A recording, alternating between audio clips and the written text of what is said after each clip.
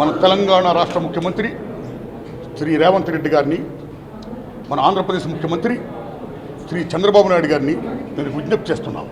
అయ్యా, మా సినిమా ఇండస్ట్రీలో చాలామంది ప్రముఖులు వారి సమస్య చెప్పుకోవడం కోసం మీరు పిలుస్తున్నారు, వారు చెప్తున్నారు what the best service you're doing, ధన్యవాదం.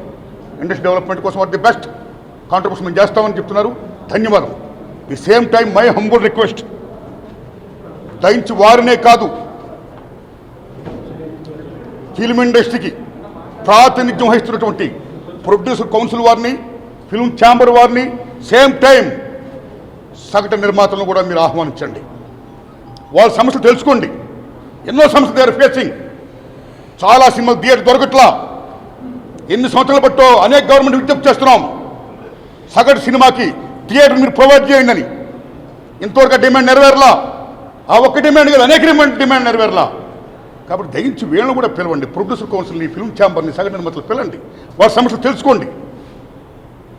వాళ్ళు కూడా the best contribution, the best service, the best help, the best cooperation దాన్ని చేయండి. ఇది నా విజ్ఞప్తి.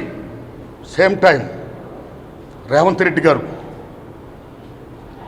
అసెంబ్లీ సాక్షిగా నేను టికెట్ రేట్ పెంచను నా ప్రభుత్వ హయాంలో, ఈ సేమ్ టైం మిడ్ నైట్ షోలు ఉండవు అని బ్రహ్మాండంగా అసెంబ్లీలో చెప్పారు. మీరు సెల్యూట్. ఈ ప్రజాస్వామ్యంలో అసెంబ్లీ అంటే దేవాలయం. మీ నాయకులు ది రిప్రజెంట్ ఆఫ్ గాడ్, దేవుని ప్రతినిధులు మీరు, to serve the people.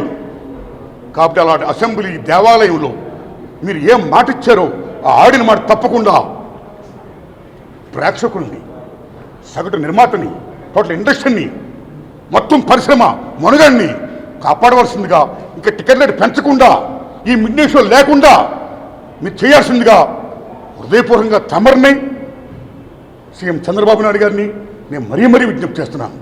Please honour the people. నమస్తే.